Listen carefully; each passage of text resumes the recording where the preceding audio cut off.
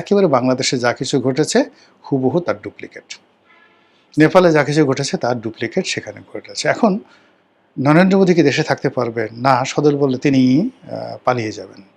এগুলো পরের প্রশ্ন। কিন্তু এখন যে ঘটনাটা বলতে যাচ্ছি খুব সংক্ষেপে দুটো বিষয় বলি। ফার্স্ট থিং হলো যে এই নরেন্দ্র মোদীর যে সময়টি, এই সময়টি আপনি চিন্তা করুন যে ভারতীয় রাজনীতিতে সাধারণত ১০ বছর পরে একটা শনির দশা এসে যায়।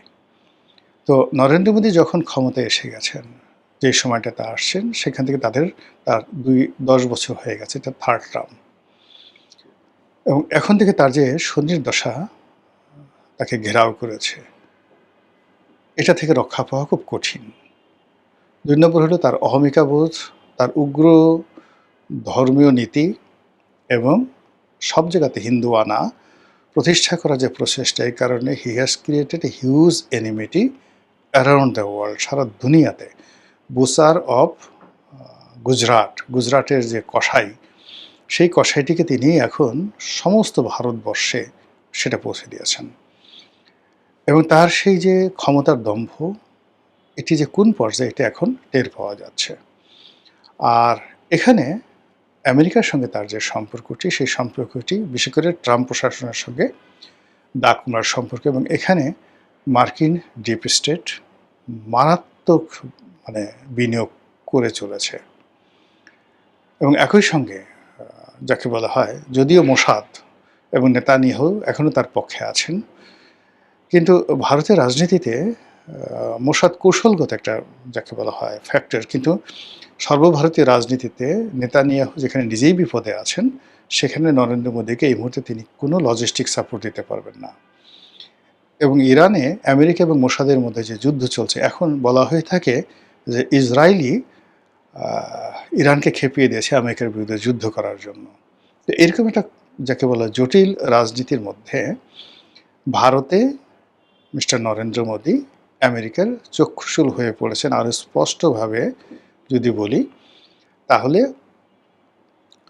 মিস্টার ডোনাল্ড ট্রাম্প নরেন্দ্র মোদীর আচার এবং আচরণকে ব্যক্তিগত অপমানের পর্যায়ে নিয়ে গেছেন। ফলে তিনি তাকে গদিচ্যুত করার জন্য সর্বশক্তি নিয়োগ করবেন, এটা স্বাভাবিক। এবং তারই যাকে বলা হয় ধারাবাহিকতায় সার্জিও গোর, নরেন্দ্র মোদীর রাষ্ট্রে দিল্লিতে জনাব ট্রাম্প যাকে রাষ্ট্রদূত হিসেবে নিয়োগ দিয়েছেন, সার্জিও গোর, তিনি পুরো মার্কিন রাজনীতিতে ডোনাল্ড ট্রাম্পের একমাত্র বন্ধু। এই মানুষটির অত বন্ধু নাই, তার অনেক মেয়ে বন্ধু আছে, কিন্তু ছেলে বন্ধু এই সার্জিও গোর। তো তাকে ভারতের যখন রাষ্ট্রদূত করা হয়েছে, এবং তিনি এখন এই বাংলাদেশ নিয়ে, ভারত নিয়ে, শেখ হাসিনা নিয়ে, কংগ্রেস নিয়ে যেভাবে তিনি খেলছেন, ওখানে বাংলাদেশে ঠিক একইভাবে ডোনাল্ড লু এবং পিটার হাস খেলেছিলেন, বাংলাদেশে এবং পাকিস্তানে খেলেছিলেন। ঠিক সেম কাজটি এখন সার্জিও গোর করছেন বাংলাদেশের ক্ষেত্রে। টিল নাও ইনি বাংলাদেশে আসতেছেন। তো কাজী নরেন্দ্র মোদীর ভাগ্যে যে কী ঘটে সেটা বলা যাচ্ছে না। দ্বিতীয়ত হলো যে নরেন্দ্র মোদীর ধরুন যদি পতন হয়, তাহলে শেখ হাসিনার কী হবে? শেখ হাসিনাকে কি বাংলাদেশ হস্তান্তর করবে বাংলাদেশে? ফার্স্ট থিং হলো যে ভারতে কিন্তু বাংলাদেশের মতো হবে না, বাংলাদেশের মতো হবে না। এখানে যদি নরেন্দ্র মোদী সরকার পতন হয় বা নরেন্দ্র মোদীর পতন হয়, পার্লামেন্ট থেকে যাবে।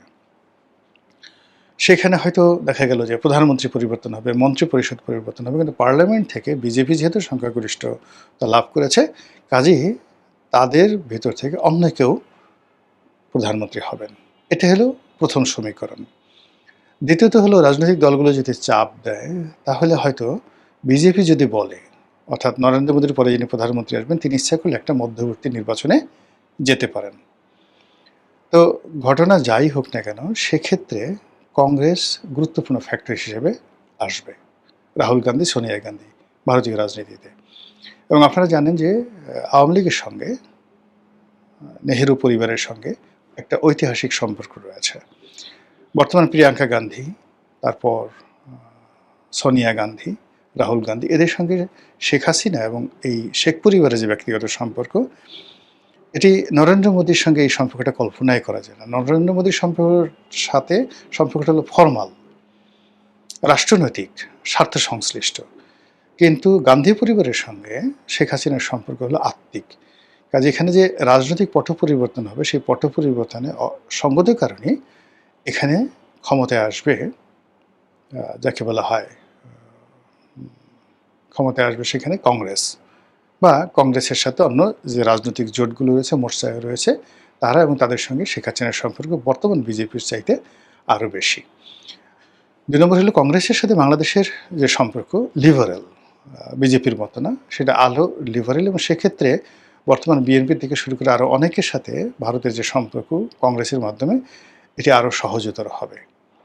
একেবারে থার্ড অপশন হলো যে ভারতে কোনো অবস্থাতেই জরুরি আইন হতে পারে, কিন্তু মার্শাল ল হবে না। রাজনীতিবিদদের হাতে ওখানে গণতন্ত্রটা এত শক্তিশালী যে সেখানে বাংলাদেশের মতো এরকম 111, 211, 311 এগুলো কল্পনাই করা যায় না। পাকিস্তানের মতো ওখানে সামরিক শাসন কল্পনাই করা যায় না। এবং ওখানে সেনাপ্রধান যত কিছু হোক না কেন, তিনি প্রতিরক্ষা মন্ত্রীর সামনে এভাবে মাথা উঁচু করে দাঁড়াবেন, নট লাইক দ্যাট। আবার ওখানে সেনাপ্রধানকে বা সেনাবাহিনীকে রাজনৈতিক লোকজন তাদের ব্যক্তিগত ভোট রিগিংয়ের কাজে ব্যবহার করবেন, এটি একেবারেই অসম্ভব ব্যাপার। ফলে ওখানে অনেকে দেখলাম যে বাংলাদেশে খুব যাকে বলা হয় নরেন্দ্র মোদী, যারা বিরোধী লোক আছেন তারা ইন্টারনেট ফাটিয়ে ফেলছেন যে সেনাপ্রধান নরেন্দ্র মোদীকে হুকুম দিয়েছেন যে তুমি দেশ ছেড়ে পালিয়ে যাও, জাস্ট লাইক বাংলাদেশের মতো করে। তো এই জিনিসগুলো হবে না এখানে। যেটা মানে 90% সম্ভাবনা, সেই 90% সম্ভাবনা হলো যে নরেন্দ্র মোদী তার উগ্রনীতি বাদ দিতে বাধ্য হবেন, আন্দোলনকারীদের সঙ্গে তার একটা সমঝোতা হবে, এবং ভারত তার যে উগ্রবাদিতা এটা বাদ দিয়ে অনেকটা লিবারেল ডেমোক্রেসিতে চলে আসবে। এটাও যদি হয় সেটাও মন্দের ভালো, আমাদের সকলের জন্য মন্দের ভালো। ২ নম্বর হলো নরেন্দ্র মোদী সরকারের পতন হতে পারে এবং সেখানে বিজেপি বিকল্প সরকার আসতে পারে, এবং এরকম ঘটনা কিন্তু বহুবার ভারতবর্ষে ঘটেছে। তো সেক্ষেত্রে নতুন যিনি প্রধানমন্ত্রী হবেন তার সঙ্গে একটা নতুন এরা চালু হতে পারে রাজনীতির। থার্ড হলো মধ্যবর্তী নির্বাচন। সেই মধ্যবর্তী নির্বাচনে হয়তো কংগ্রেস খুব ভালো করে ফেলবে এবং কংগ্রেস আবার ক্ষমতায় চলে আসতে পারে। তো এই সমীকরণ যেখানেই যাক না কেন সেটা কার্যত ঘুরে ফিরে আওয়ামী লীগ বিরোধী যারা শক্তি আছে তাদের জন্য কোনো সুসংবাদ নেই। তারা কোনো রাজনৈতিক সমীকরণে এই যে ভারতে যে আন্দোলন হচ্ছে সেই আন্দোলনের ফলাফল তাদের পক্ষে আসবে। নরেন্দ্র মোদীর পতন হতে পারে, কিন্তু তাদের পক্ষে আসবে এই কথা কিন্তু তারা বুকে হাত দিয়ে বলতে পারবে না। মহান আল্লাহ আমাদের সবাইকে হেদায়েত দান করুন এবং হেফাজত করুন। আসসালামু আলাইকুম ওয়া রাহমাতুল্লাহি ওয়া বারাকাতুহু।